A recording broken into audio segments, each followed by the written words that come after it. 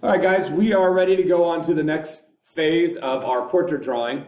You need to have a couple things. You need your large grid on your 18 by 24 sheet of paper. You need your small photo that you took and gridded. Couple things about this one real quick. If your picture's really small, I would definitely crop in so your head takes up more of the space. This is not a whole lot of fun to do if you have big empty negative space because you're just going to be filling it in and it'll feel pointless and boring to do that. We want to focus on our face. If you're having issues with that, I cannot crop them on Schoology, but you can send me your photo on email and I can help crop it and send it back to you. I'm not going to draw your grid lines for you, but I can help crop it and send it back to you. So a couple of the pictures that I looked at were a little on the small side. And you may want to adjust that.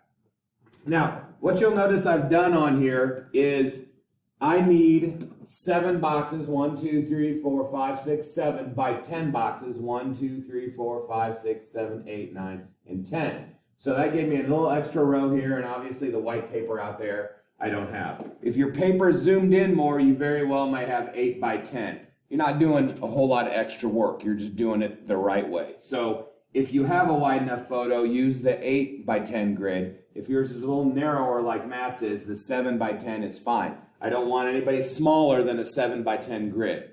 Okay? You got to have a 7 by 10 grid.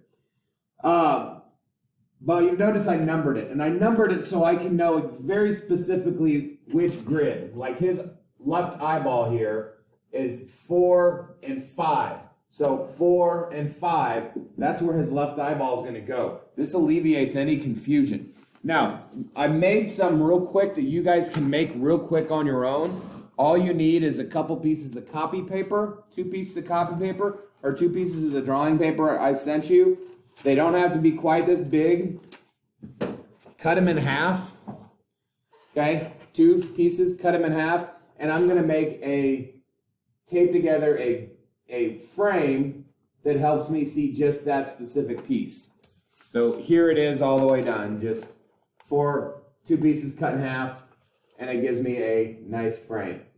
So I'm going to do that eye section I just talked about, that's 4 and 5. So I'm going to get myself another clip, and let me see if I can get this to hold in the spot it should be. So there's 4 and 5.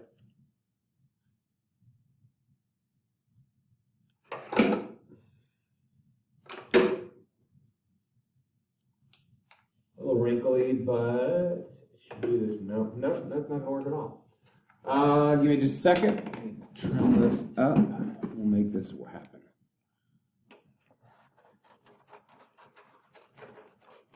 Get that extra junk out of the way up top there. Perfect.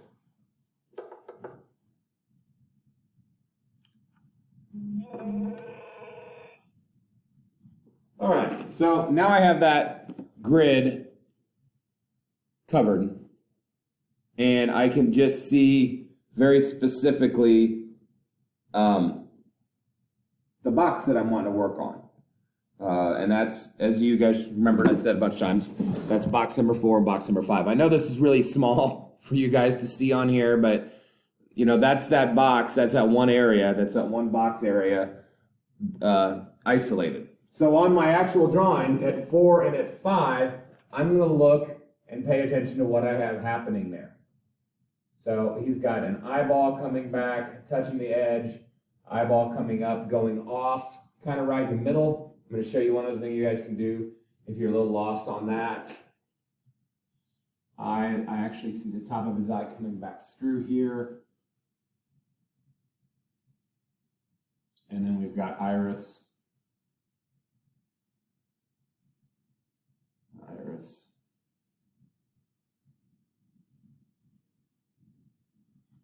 And pupil's pretty hard to see because there's a reflection on there, but we'll put in that suggestion where the pupil is.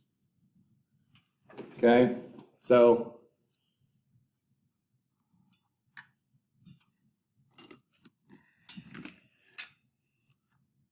there is that eye being drawn from that little section. You can see that a little bit closer there. But I isolated that section and drew the eye in. Now, one thing you can do on this, if you're really still unsure about specifics, you can create kind of a target on there, and that target is just showing the halfway points. You can see that little plus I just drew is showing the halfway points, and then I can kind of come over here and align that. And I notice real quickly that my halfway point on my box here, I shouldn't be nowhere near as close as I am with my, shouldn't be nowhere near as close as I am right now with my drawing. So I'm going to go in, I'm going to lift some of this out, and I'm going to draw that a little bit higher.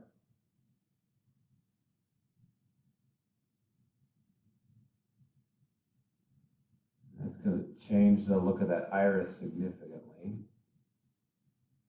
Make it considerably smaller. Okay? And you want to make those adjustments when you see them. So you don't really want to draw any extra lines on here. That's why I did the plus on this instead. So let's move on there. So that was 4 and 5.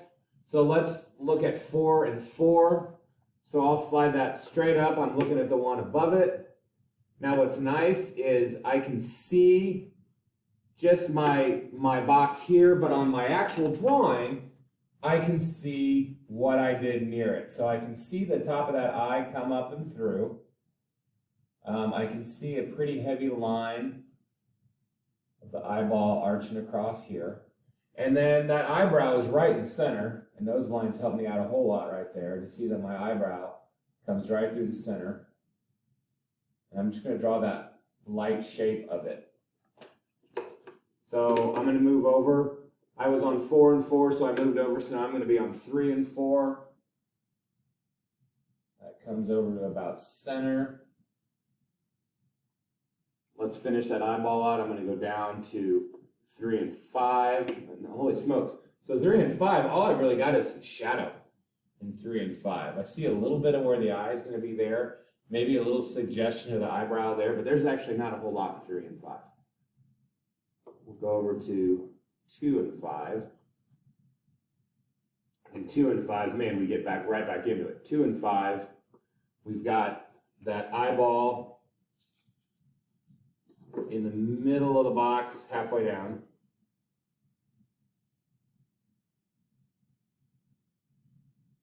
Definitely a little bit of a gap above it. It goes a little ways past halfway before it comes back over. And then we see the iris in there coming through. Keep it simple lines, little simple shapes and lines. That's why we're breaking this down so small.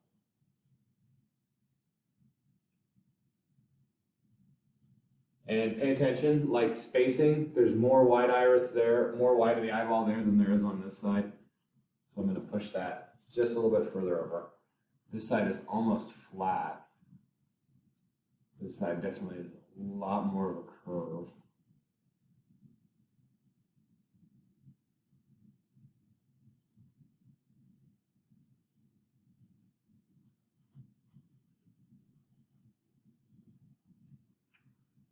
Line above that eye. I see his line for his nose, and then we have the face line there. So that edge of the face comes down right about halfway. It curves back out.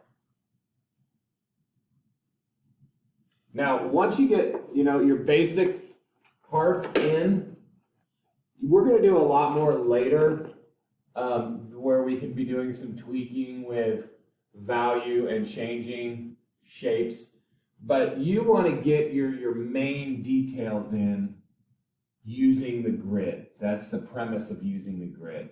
It's going to help you get a lot of main proportions right. It's going to help you get things right where they belong, which allows you as the artist then later to go in and fiddle around with additional things. The other thing, make you aware, it's going to look odd as you're doing parts of these and building it up piece by piece. you know, you're going to notice some things maybe a little off as you don't have eyebrows. Like that eye, those eyes look a little odd without another eyebrow above them. But, you know, I'm going to move grid by grid. I'm not going to move the whole thing at once. I'm going to be doing grid by grid. Once we get to drawing this whole thing, then, once we get to adding value to the whole thing, then we will start working the whole piece all at once. Okay, so this is your work going into next week. This will be due Tuesday. It's Thursday right now, so that gives you guys today, tomorrow, Saturday, Sunday, Monday.